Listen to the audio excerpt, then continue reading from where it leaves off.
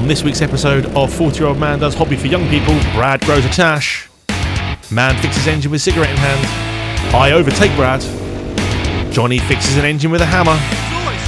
I drive a van. Okay. I overtake Johnny. Russell talks about sandwiches. And I throw a tantrum.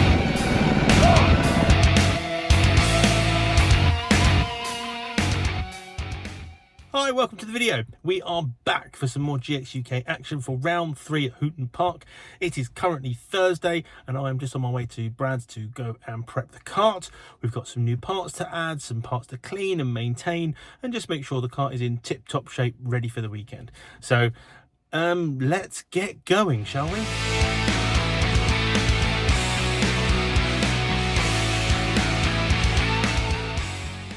So we are finished stage 1 of kart prep. We have moved all the sprockets, put new sprocket on because we've got different gearing to run for this weekend.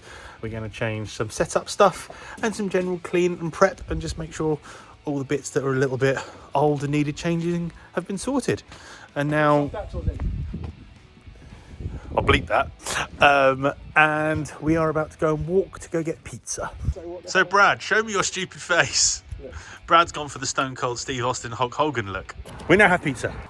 So that's all the kart prep done. As Brad sweeps the floor in the background, we've done a setup change and we've done clean and prep. Right setup for Hooton Park, which we go to this weekend. So Thursday morning sit rep. I'm on my way to work and then I've got to go pick my van up. Then I got to go get my engine. It's been at Monkey Motorsport. They have done an amazing job giving it a nice refresh. However, I got an inkling of it yesterday and it has hit me with a vengeance this morning. I have a sty or an infection in my eye. Then off to Hooton Park via Johnny Elliott's house to go pick up Johnny Elliott. He's racing with us this weekend, so like he did at the O-Plate, so he will be rapid. Yeah, let's go to work. So, I'm not going to bore you with more footage of me talking to the camera. At this point, I have gone to work, I have picked up engines, I have picked up the van, I've gone home, I've gone to Brad's the following day, we've loaded the van, we've got the van ready, and we are on the road to Hooton Park. So, we are now in the van, and I say we because there is a Bradley who is eating all the food already. We've been in the van for about 15 minutes. And Becca brought us lovely food, and Brad is just eating it all. He thinks that the journey is the cinema. So so we are now on our way to Johnny Elliott's house to go pick up his go-kart, to then go to Hooton, to then set up when we eventually get there at like freaking midnight at this rate. So we'll see. Bye. 3 hours later.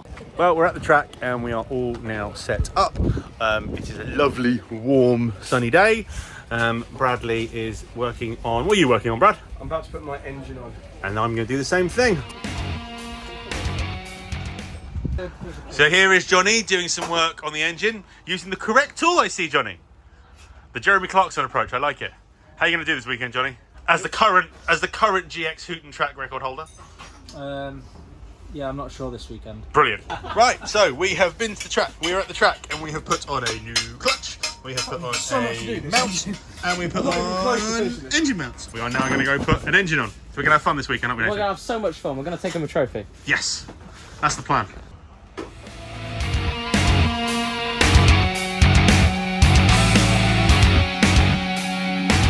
Tomorrow. So we're in Johnny's car this morning, on the way to the track, ready for practice.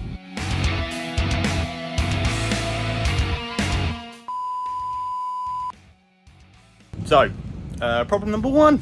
I'm supposed to be out for practice now, but we had an issue. The clutch, when we put the new clutch on the car yesterday, we forgot to add a spacer, so got to go do that now. So what it should be is in there, you can see there's space between the clutch and the end of the clutch goes to the flywheel, and there's supposed to be a couple of spaces in there. So need to go and take the engine off, take all this stuff off, and do that. So we'll be out for the next session, but it wasn't worth the risk running it in this session because it can have a big failure. Okay, finally got out for my first session, and it feels nice through the first 2 corners. It's a bit dodgy through the middle hairpin, but I'm lacking front grip. into the double left-hander. So what we're going to do is we're going to raise the ride height, and we also think I'm grounding out a little bit. I think my chassis is bent in the middle, but I'm not going to have to do anything about that. So I'm going to raise the front ride height to help push the tyres into the ground. It doesn't work like a normal car does. The next day. Good morning from a very sunny Manchester. So it is Sunday morning. You would have seen a stop in the video because I couldn't get a camera working on the car all day yesterday. So I'm borrowing one of Brad's for today. So hopefully we'll get some footage today. But a bit of a sit rep from yesterday, because I'm not going to show any of the footage that I actually did film yesterday because it's all rubbish. We got there. I missed the first session because I had a clutch issue. When we fitted the clutch, we forgot to add some spacers. So we noticed it on the grid when the engine started making a funny noise, so that had to go back. Second session was good, just feeling my way around. Third session was great. I set a time that was only a 10th off of Brad's best time of the whole day. Was feeling great, and then all of a sudden the conditions changed and it got cold, and we tried things on pressures and everything seemed to go away from me. So left the day feeling a little bit dejected, a little bit sort of scratching my head for pace. Stalker and Angia, who are probably going to be two of my biggest rivals in this championship, look like the two fastest today. So I've got to try and figure out a way of beating them today, which is going to be interesting. Brad, obviously fast. Johnny's turned up, obviously fast. So top 5 today would be nice. Podium would be awesome. So yeah, let's go get it. Let's go see if my camera works. You'll know this now. So here we are at Hooton Park following Brad Philpott in our shakedown session. I'm going to take you around for a very quick lap just to show you the ins and outs of the circuit. So the first corner, you have a little bit of a lift as you fly through the right hander, take as much curb as you possibly can, use all the curbing on the exit. Then you come to the second right hander. This is flat out. I had a little bit of a lift there because the tyres are cold. This is only my second lap. Then it's down to the hairpin. You want to brake a little bit late, turn and hit this apex in the middle. I missed that one. Again, I'm running quite high pressures and the tyres are cold, so we aren't fully up to speed yet. Then it's the tricky double left hander. We have a bit of a lift, feather the throttle on the way in. You don't want to come off the throttle too much, otherwise you get the rear all over the place. So I've sorted out my rear stability issues. Then there's this quick flat out left right chicane. Then we come into the final corner. Got to carry as much speed through there as possible. And then we head off for another lap of this test session. Now, as you can see, I am closing on Mr. Philpott. He is having a struggle. He is not quite exactly where he is, and he's had a bad run through turn 1 into turn 2. He's hit that curb again, which has shoved him out a little bit wide, and he's obviously not very happy because he's noticed that I am about to go past him. So yes, that is me overtaking Brad Philpott. He's not happy about that because that doesn't happen often. Ha ha!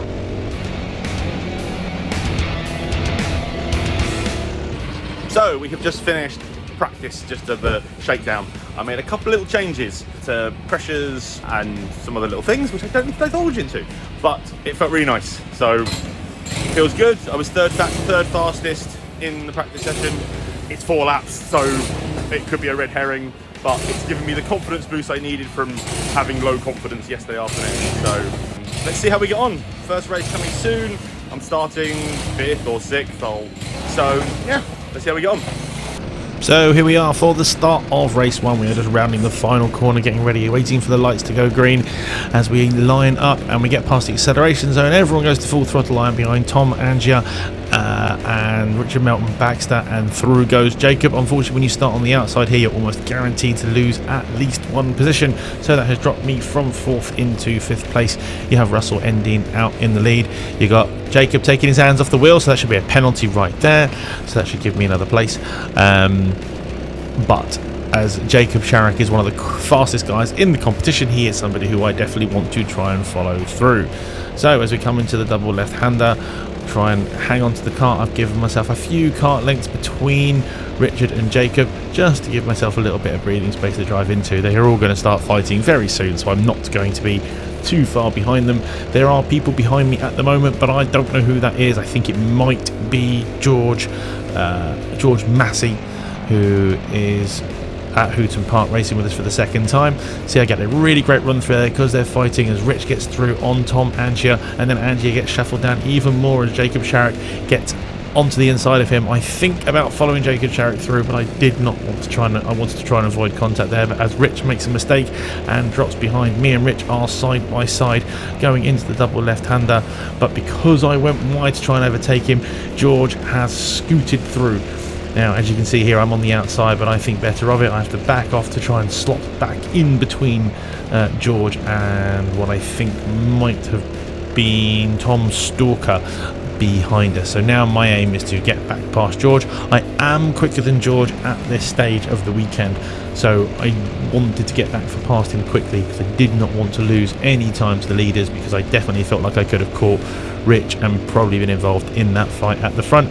I get a good run out the second corner and go to the inside of George. Now George very cleverly makes a switch back, and he is actually now to the right hand side of me, but unlike the previous lap, George is now on the outside, so he can't get to the inside and take me to this corner, so I take the position from him. Now I have to go hunting after Richard Melton Baxter again. So we've now scrubbed forward a few laps and I've caught up to the back of Richard.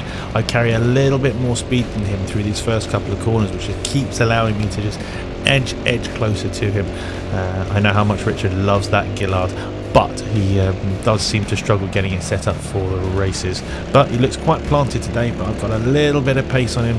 I would really like to get past him, but Rich defends really well, and he's one of the more difficult people to get past in this series. But as we come into the double left-hander, he gets a little bit squirrely on the exit. I can't go anywhere though, because you go to the outside and you leave yourself vulnerable to attack, so I just have to look behind. I'm not close enough to have a go at him into this final corner, and I'm just gonna have to wait. So again, I'm tucked right up behind Richard in the slipstream. He's got enough edge on me just to get through, but he is a little bit slower into the first corner than me, and this is that apex, so I do sniff a little bit of blood to try and get through. He's not anywhere near any of these apexes, so I get a really good run on him up to the second corner, but I can't quite get late enough on the brakes to nip him into the hairpin. So again, I just have to wait. Rich defending really well, covering me off so that he doesn't give me an avenue to stick my nose in and steal it from him.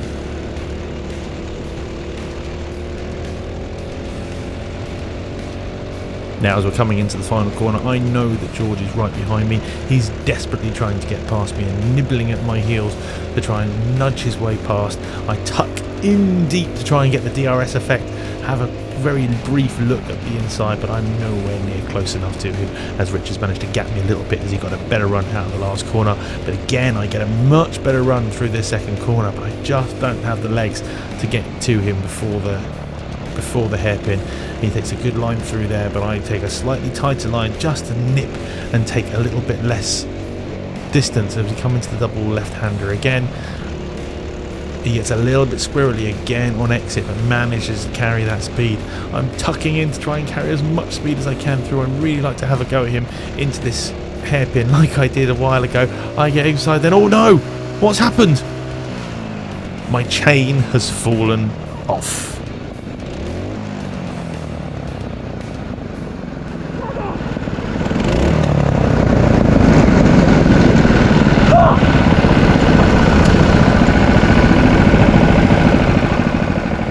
And that is the end of my race. As I get out the karts, try to figure out what's happened, I look around the karts, and I turn the camera off. Sad times. So, race one was going really well.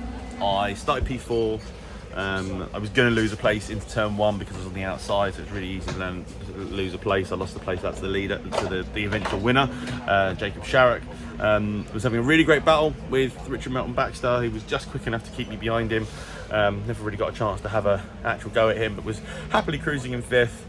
And then came out the last corner, lost all drive, my chain fell off. And what we've just diagnosed was the issue is when we changed the innards of the clutch yesterday, because I was having a slipping clutch, we didn't realign the sprocket with the clutch. We didn't realign this sprocket with the clutch. DNF, no points. Positives, I felt quick. I had good pace over Rich. I felt like if I'd passed him, I could have pulled away from him and could have maybe caught Russell in third. Whether it would have been past him, I don't know. Got to have quite a decent overspeed to pass someone here. So yeah, so unfortunately, DNF, start the next, so I started that race in fourth, starting the next race in sixth. So we will see. Sucks though. So here we are, getting ready for the start of Heat 2. Johnny Elliott on pole with Simon Fuller, Matthew Roberts, Sebastian Musica and me. And then next to me, where you can't see him, is George. Oh, there's George. You can see him just there. And as the lights go green, I pull over across and onto the inside lane, which is a nice place to be because it means I can't lose a position into the first corner. So, as I am tucked up behind George, I'm now looking to try and make my way past, with the fact that I know that I'm quicker than the majority of the guys in front of me, with the exception maybe of Johnny Elliott. I'm like, oh, how can I get myself through? So George barges his way through Sebastian Musica and I slip through. So that is one position out of the way. So at the moment I'm looking at this thinking this is great. I have a potential podium on my hands. I've just got to try and get myself past George and then chase after Simon and hope that at that point that Johnny Elliott hasn't got too far away. As we come into the final corner, George is looking all over the back of Simon and I tuck in to try and figure out a best way past. I do know there are people behind me. I'm not quite certain who it was, but I got to tuck and cover the inside line. This is the only problem with these kind of tracks, is when you want to defend and also attack, you have to take very narrow lines. You don't get to carry the speed you want to. I actually had a good run out the second corner and up the inside of George into the hairpin, but I go a little bit wide. George gets past me and so does Matthew Roberts, which is really frustrating because Matthew Roberts has been very, very quick this weekend and is going to be hard to pass. However, Matt, being so quick, have never... Voiceovers are hard.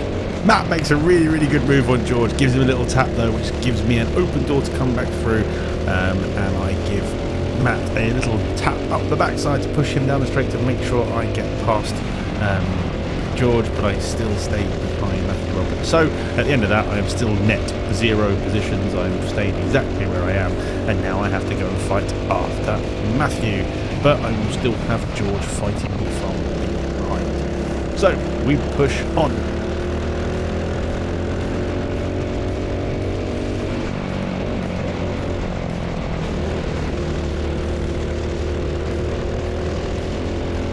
So at this point, I think I've got George behind me and I'm just chilled. So I go to take my absolute line and wow, Jacob Sharrock absolutely flies through. Absolutely brilliant move. I have no idea how he carried that much speed through that corner to stay on the track when he came past me, but very well done. That is a move that Jacob is going to use multiple times during this race weekend to gain positions and maybe cause some trouble. It is Jacob after all. So in that melee, Matthew Roberts has found his way past Simon Fuller, who's doing a valiant job trying to defend. He goes to the outside here, leaves the door wide open for Jacob, and Jacob pushes his way through. So now it is time for me to try and get past Simon. Simon is going to be defensive. He's not going to want to lose any more positions, so it's time to fight hard.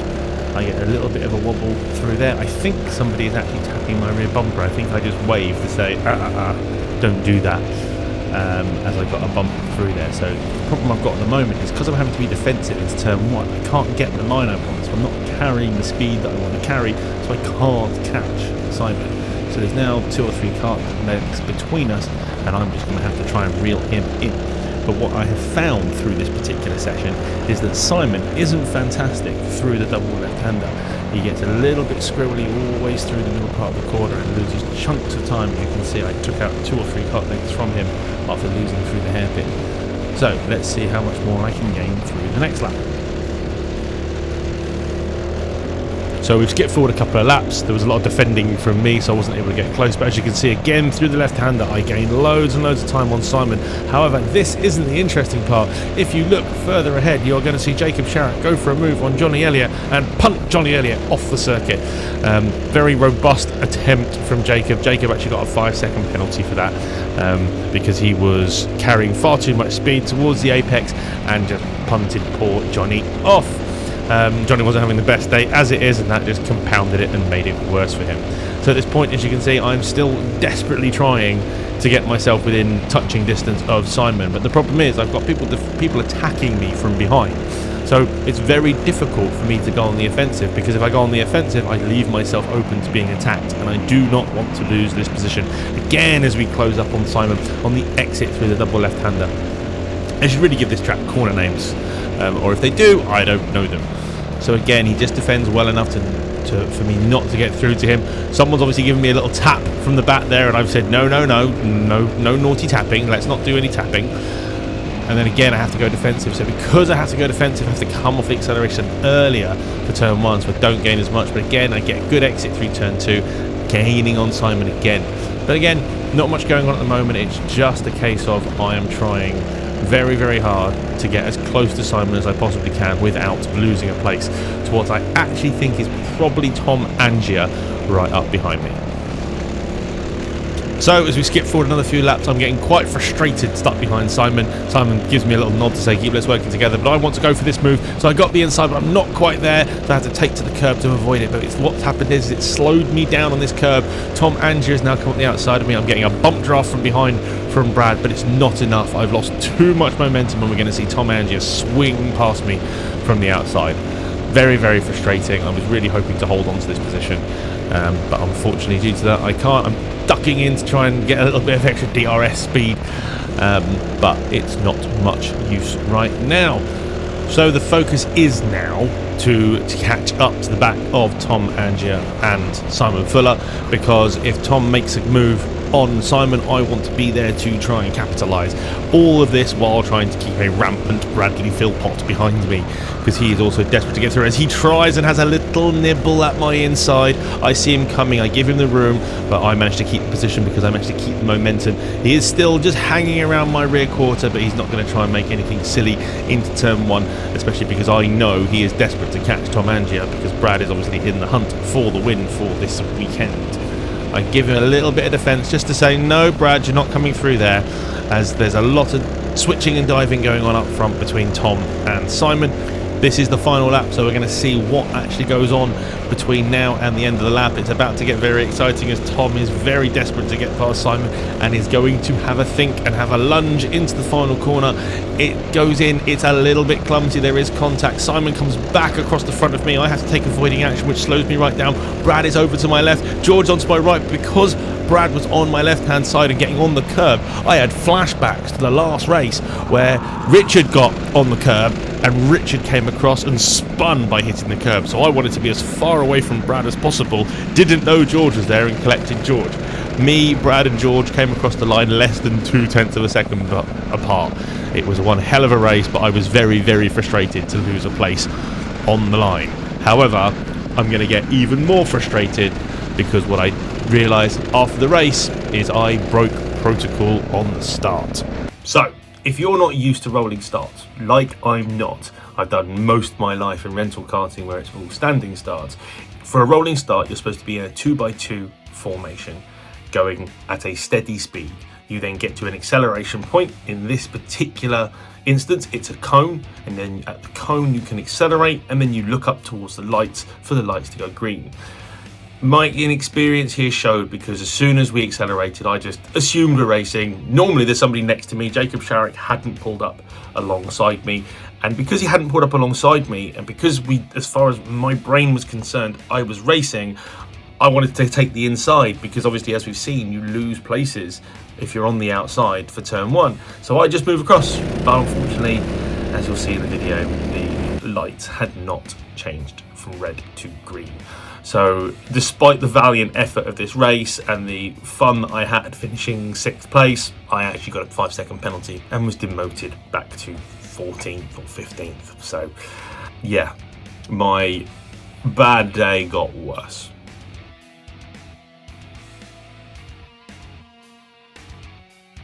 And here we are for the start of race 3. I am starting from P11. That is Johnny Elliott directly in front of me as we head into turn 1. As we go into turn 1, I take the inside line as I have no other choice, and I pop myself back up into 10th place. Now as we head through turn 2, Johnny takes a little bit of curb. Jacob gets a really good run and pops himself ahead of Johnny. So my plan for now is just to hang behind Johnny. I know how quick Johnny is, so I can just push Johnny along, use the slipstream, and we will figure ourselves out in a couple of laps once we get some temperature into our tyres. as we come through the double left-hander. Johnny takes a big bit of curb because what you missed there was the spinning cart of number 79, Tim Cannies, who got a little bit checked up, stamped on the brakes, had to avoid somebody and spun the cart round. So yeah, not the best start for Tim there. Johnny telling me to use my head and not to attack him. What he doesn't know is I'm not attacking him anyway. I mean, Johnny's had his hands off the wheel so many times, he should probably have a penalty by now, but oh well. So, as you can now see that actually Jacob Sharrock and Matthew Roberts have filtered their way through and left Simon Fuller a little bit under pressure from Johnny and me. So me and Johnny are going to work together to try to get to the back of Simon and hopefully get past him. But that's not going to happen for a few laps, so let's fast forward a bit. So we've now got to a couple of laps forward where now we are very, very close to Simon Fuller and I'm very, very close to Johnny. I get a really good run through turn 1, an even better run through turn 2, and I get a good drag on Johnny and I can stream right up along the inside of him, outbrake him into turn 3 and get the job done. Johnny knows I'm a little bit quicker than him at this stage, so doesn't fight me too hard because it's now all about getting after Simon Fuller.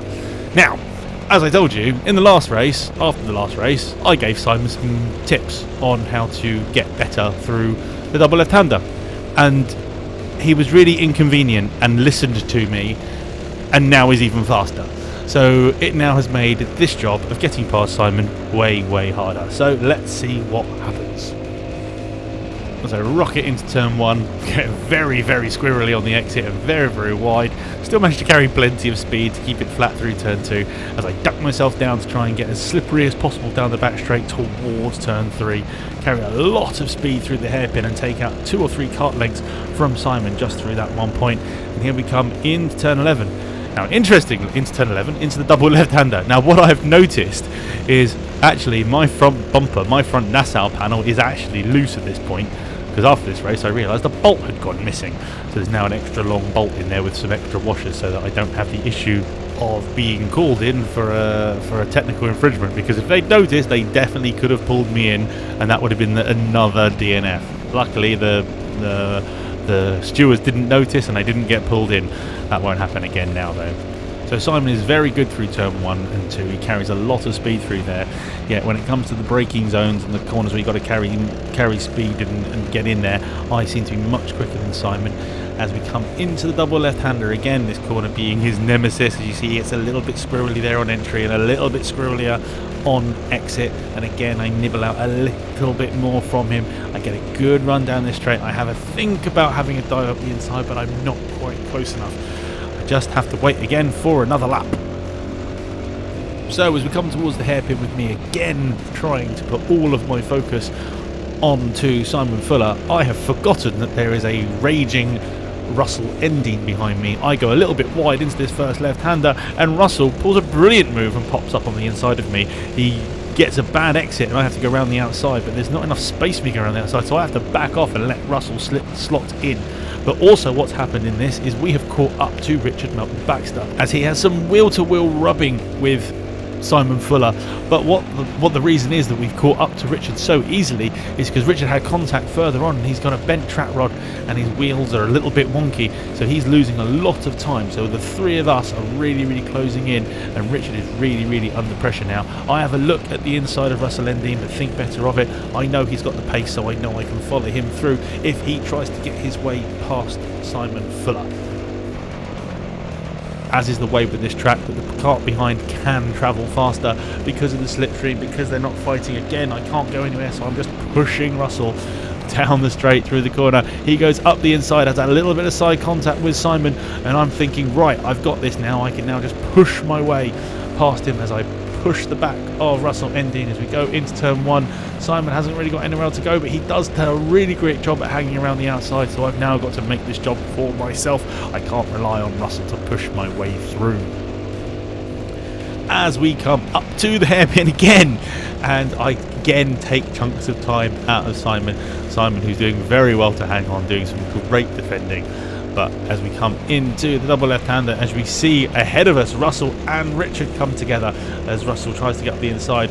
Russell loses momentum and Simon gets his way back through. I try to give Russell a shove to give him some speed to keep him in the fight, but it's to no avail. So Russell has now lost that place again to Simon Fuller. Again, I have another look on Russell. I probably shouldn't have, because it probably cost me on the exit here, as I lost a couple of kart lengths to Russell. So we're going to see what's going to happen coming up through these next couple of laps. As you can see, Simon is all over the back of Richard, who is struggling with a hobbled kart at the moment, so it's backing us up. I don't know who's behind me, but I know there is definitely somebody breathing down my neck, as again I get really close to the back of Russell Endene. I seem to be very quick through here against everybody, but there's nowhere for me to go. As you can see, my Nassau panel flapping around because of its broken bolt. I am absolutely staggered I didn't get flagged to come in to repair that. I am a very lucky boy. So as we come to the penultimate lap in the second corner, Simon is going for a move on Richard, but they have contact. Me and Russell see it coming, and we just breeze past the two of them, and both of us gain 2 places up towards the hairpin. I have a think about having a go at Russell there, but I just cannot get close enough. So we are now heading into the double left-hander yet again, and he's got a better run through there than me, but I still managed to get a better exit from there. So again, I have to push him down the back straight towards the final hairpin. I'm not close enough to make a move as we head round the final corner to start our final lap. I duck down to try and get as close as I can. I am gaining a lot on him in the slipstream through turn 1. I get a proper line because I've got a nice gap behind me. I haven't got to worry about anyone behind me coming through because I've managed to get the gap. Now all I have to do is focus on maximising my lines to get as close to Russell as possible as we head into the hairpin. And again, I'm just inching closer. He knows where I am. He's gone a little bit defensive. He knows where to be, where to place his car. Russell is a very good defensive driver, and he knows exactly what he's doing. I cut a little bit wide to make him think that I'm going to go for the inside, but then so he takes a tighter line, compromises his entry a little bit. I get a really good run out of the last corner. I get alongside him. I'm ducked and we go past the line 0.07 seconds away from each other. What an absolute battle as we go side by side with each other, give each other a little fist bump. Thoroughly enjoyed that race.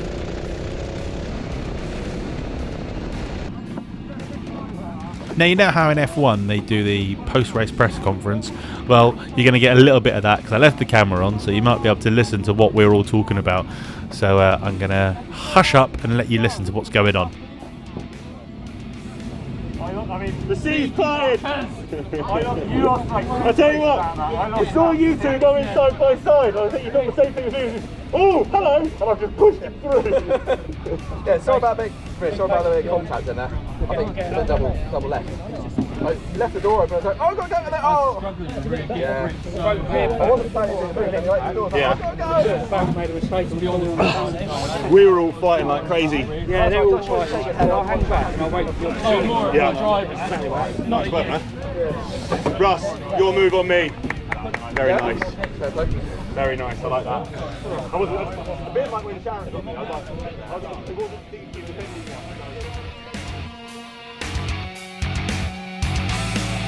So that final race was much better. Had good fun, had a good race, awesome battle with Russell Endene, as you'd have seen. Finished P6, I think, from P11, so that's great. And P6, P7, I can't remember. And me and Russell came across the line 0.1 apart. So that's probably the closest finish of the day. Unfortunately, due to the DNF and the penalty, I'm starting 15th out of 25 or 26 karts. So I'll have to have some fun, have to try and get myself back up the grid, but you can watch that final right now. As we round the corner, starting from 15th place in the final, we head towards the acceleration zone. I get on the power. I am right behind Tim Kansas. Let's see how far up the grid we can get. So we go from 15th straight up to 14th as I take 1 place straight away. As we go into turn 2, everyone shuffles into order. There's no real fighting going on. Everyone just kind of takes their place as I sit behind number 2 rookie Ethan. as he goes a little bit wide into turn 1. I have a think about going up the inside of him, but if I went up the inside it would leave me on the outside for the double left-hander, which I do not want to do. So the plan now is to make my way up the grid as far as possible. We're starting back in 15th place. We've already made that one place up to 14th. So all I want to do is try and see how far up the grid I can get before the end of the race. This is a slightly longer race of 12 laps, of 12 minutes. So let's see what we can do.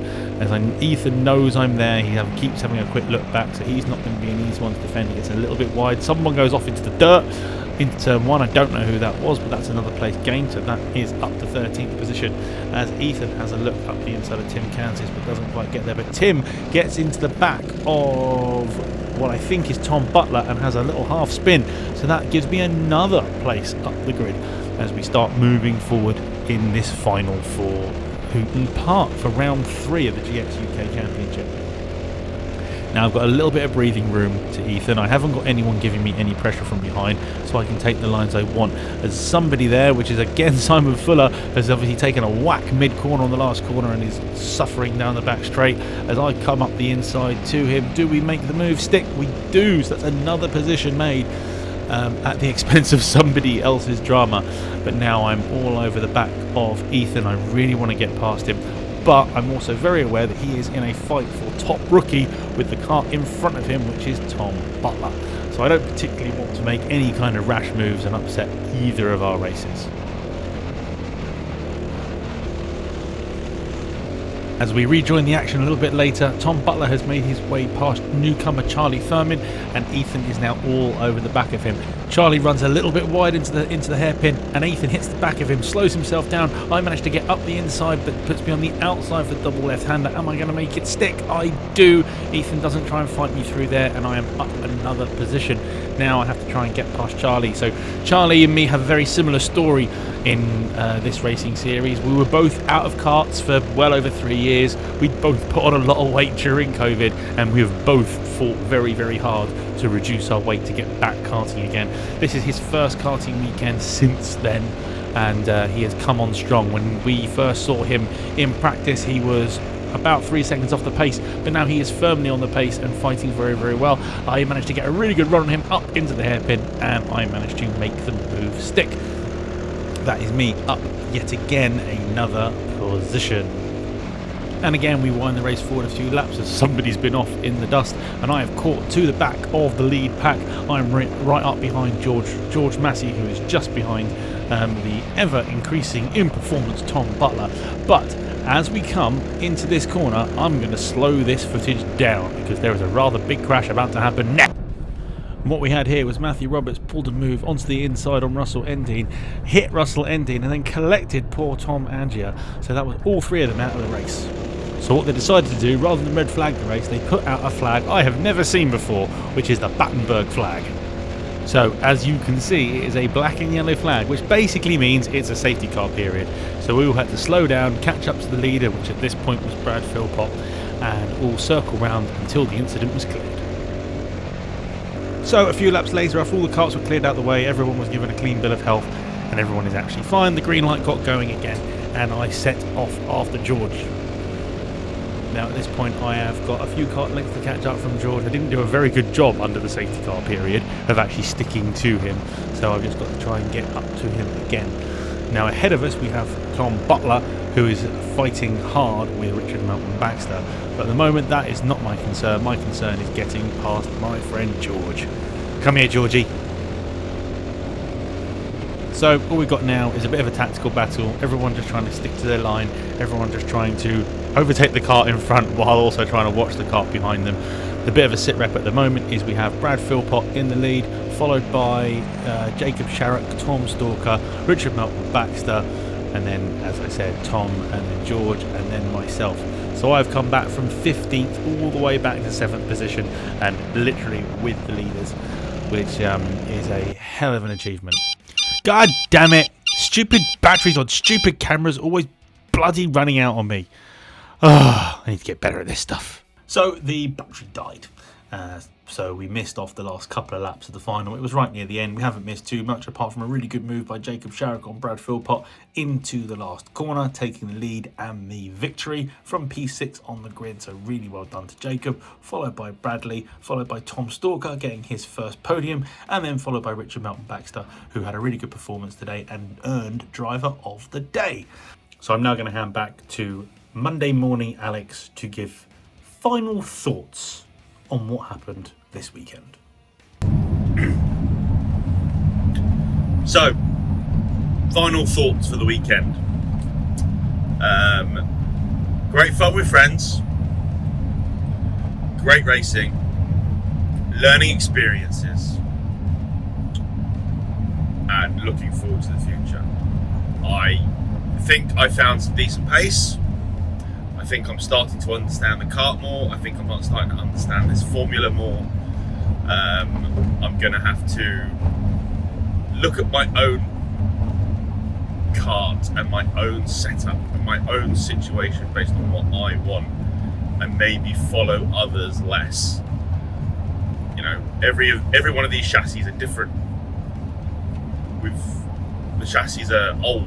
Every single one of them on the paddock is old. They're 2018 or later. Mine is 2016. You know, they've had long, hard lives. So every one of them has their quirks and their little differences. I think mine is bowed in the middle. So I think it's doing that because of my fat ass. But that is what it is. That's racing. Especially in a series like this where it's all about budget. We're not all going to go and splash out $3,500 on a brand new rolling chassis every week like the top teams in the big series do. We've got to make do with what we got. I've got to set my car up for what it needs to be set up with. So that's where we are. But I had a great weekend. I absolutely loved it. The racing was some of the best racing I have ever had in my 20 plus years of karting. And I think all the competitors are starting to feel each other out now. We all know each other a bit better. We will understand each individual's quirks on how they drive, how they race, how they defend, where you can overtake them, how you can overtake them. And it's great, you know, a lot of the clumsy stuff. Okay, there was a couple of instances. There's always going to be incidents in these races. But I think some of the clumsy stuff will filter out. And by the end of the season, everyone will be raring to go for next season, where a lot of the learning has been done and people can start to really move forward. So, yeah, I've absolutely loved it. So, I hope you guys have enjoyed the video. We've got a 9-week break now until the next one. I certainly won't be getting back in a car before then, so I'm going to enjoy my break. I'm going to go on holiday, and you guys enjoy the summer. Peace out.